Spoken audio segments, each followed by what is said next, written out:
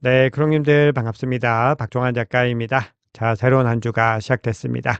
자, 오늘 새벽에 스페인과 아르헨티나의 월드컵 결승전이 있었습니다. 우리 크롱님들 다들 알고 계시겠지만 스페인의 우승으로 막을 내렸습니다. 자, 그동안에 월드컵을 보는 재미가 굉장히 쏠쏠했는데요. 아쉬움이 남지만 또 이번 주부터는 일상 속에서 또 다른 즐거움과 반가운 소식들이 이어지기를 기대해 봅니다.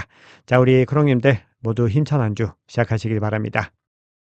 네, 요즘에 박 작가와 크립토 연구소를 사칭한 사기 채널들이 많이 만들어지고 있습니다. 특히 AI 영상을 활용해서 굉장히 교묘하게 우리 시청자분들을 속이고 있는데요.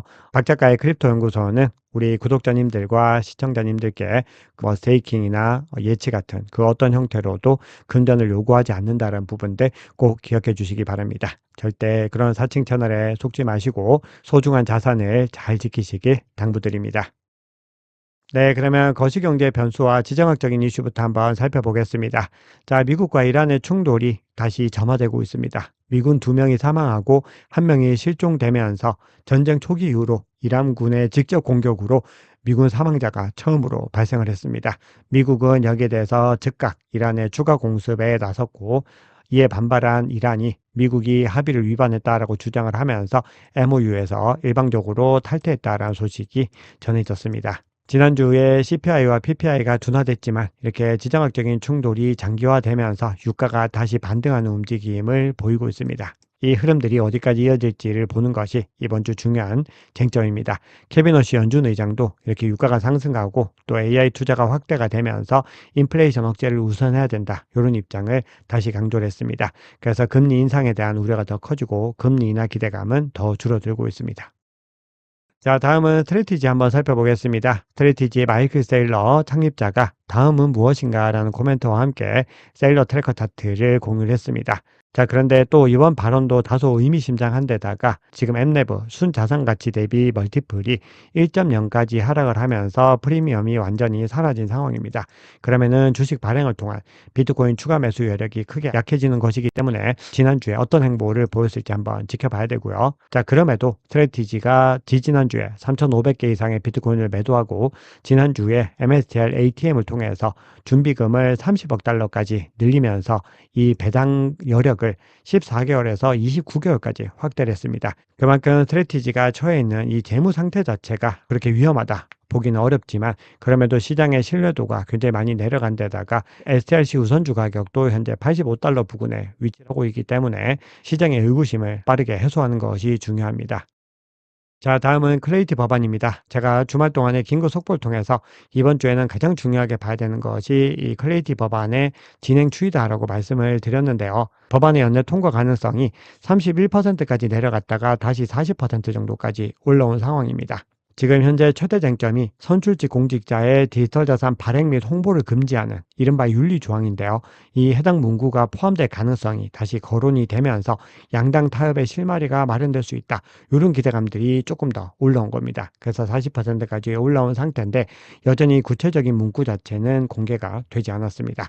자, 현재 노보그라츠 갤럭시 디지털 CEO 같은 경우는 법안이 최종 합의에 가까워졌다. 이렇게 평가를 했고 신시아 루미스 상원의원도 이 탈중앙화 프로토콜을 은행처럼 규제해서는 안 된다. 이렇게 얘기를 하면서 클레이티 법안의 빠른 통과를 촉구를 했습니다. 다만 진정한 진전을 확인하기 위해서는 최종 문안이 공개가 되고 본회의 표결 일정이 구체화돼야 됩니다. 그런데 아직까지는 공개가 되지 않았다는 부분들 강조를 드립니다. 자, 다음으로 현물 ETF 흐름 한번 보겠습니다. 비트코인 현물 ETF에서는 4거래일 연속으로 순이익이 이어졌고 이더리움 같은 경우는 하루 순유틀 이후에 순이익으로 마감을 했습니다. 이 흐름들이 이번 주에도 이어질 수 있을지 여부는 앞서 말씀드린 전쟁에 대한 부분들 그리고 크레디티 법안의 진전 여부에 따라서 달라질 수 있습니다. 자, 그러면 온체인 지표 통해서 시장의 상황 조금 더 깊이 있게 들여다보겠습니다. 자, 그동안에 비트코인 가격의 반등을 견인했던 중요한 요인은 리스크 인덱스가 낮아지고 달러 인덱스가 또 하락하는 흐름을 보일 때였습니다. 근데 지금 흐름 한번 살펴봤을 때 리스크 인덱스가 정점을 찍고 나서 다소 줄어드는 양상을 보이고 있고 달러 인덱스도 상승세 이후에 진정세를 보이고 있습니다. 그래서 현재 시장의 거시 환경은 조금씩 개선되는 모습들이 나오고 있습니다. 그런데 앞서 말씀드렸던 지정학적인 갈등이 다시 재점화되면서 다시 달러 인덱스가 반등할지 여부를 중요하게 지켜보셔야 됩니다. 자, 그런 가운데 중요한 주체들의 지갑에서 또 물량이 이동하는 정황들도 포착이 되고 있는데요. 갤럭시 디지털 추정 지갑에서 하루 사이에 680개 이상의 비트코인이 이동을 했습니다. 지갑 유출만으로 매도라고 단정을 할 수는 없지만 그동안의 흐름으로 감안했을 때는 매도 가능성도 염두에 둬야 됩니다. 자, 다음으로는 공급량 분배 추이를 한번 살펴볼 텐데요. 비트코인의 전체 공급량의 무려 50%가 59K에서 70K 요 사이에 밀집이 되어 있습니다. 그만큼 이 구간은 시장의 핵심 매입 단가이자 강한 방어 구간으로 볼 수 있습니다. 그래서 만약에 이 구간을 상방 돌파해서 70K 상단을 회복하고 이 구간을 지지 구간으로 바꾼다라고 하면은 이제 앞으로는 이 구간대에서 매집을 할 일이 없어지는 가장 중요한 매물대 구간으로서 자리를 잡을 수 있다는 겁니다. 자, 그런데 이 구간을 통과하기 위해서는 특히 이 구간에서 단기 보유자들의 거래가 집중됐기 때문에 투매와 저가 매집이 동시에 나타났습니다. 그래서 이 구간을 통과할 때 대량으로 본전 매도가 나올 수 있기 때문에 이 대규모 물량 재분배를 잘 소화를 하는 것이 중요합니다. 그래서 지금 시점에서는 59K 상단을 지켜내고 70K 상단을 회복하는 것이 관건이다. 이렇게 볼 수 있습니다.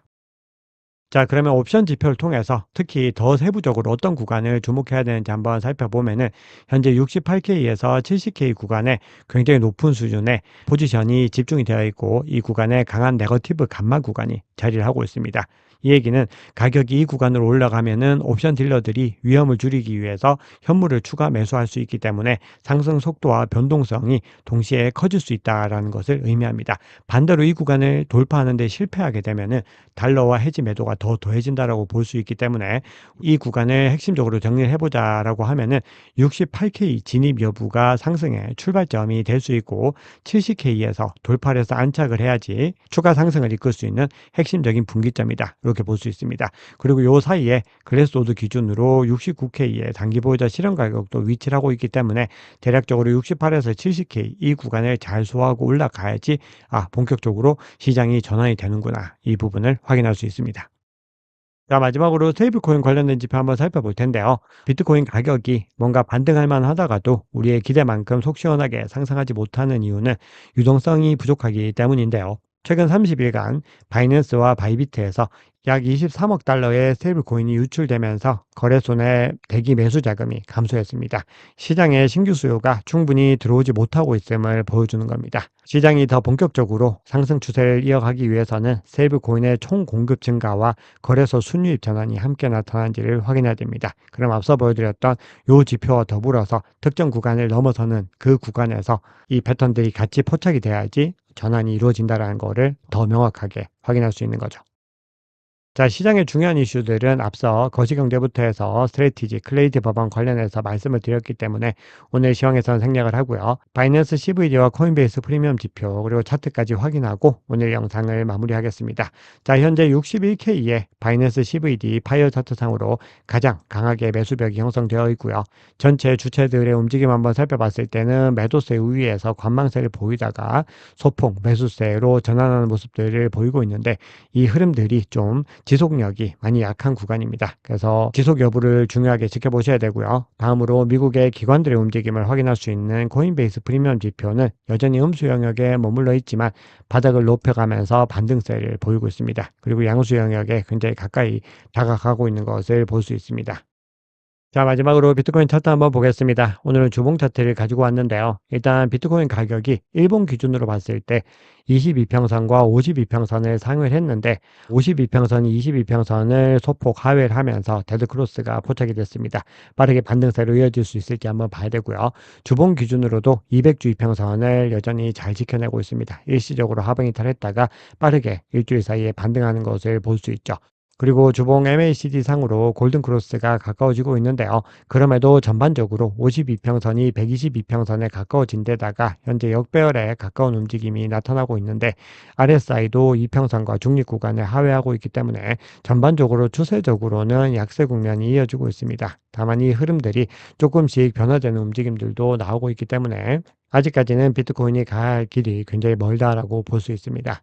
이번 주 미국과 이란이 어떻게 또 재협상을 이루어 가는지, 국제 유가가 안정이 되는지, 크레디트 법안은 또 어떻게 구체화되는지 이런 부분들을 꾸준히 확인하시면서 차트 주의와 온체인 주의 함께 확인해 나가시면 좋을 것 같습니다. 네, 오늘 준비한 얘기는 여기까지입니다. 여러분 오늘 영상이 도움이 되셨다면 구독, 좋아요, 댓글, 알림 설정 정중히 부탁드리겠습니다. 지금까지 박 작가였습니다. 감사합니다.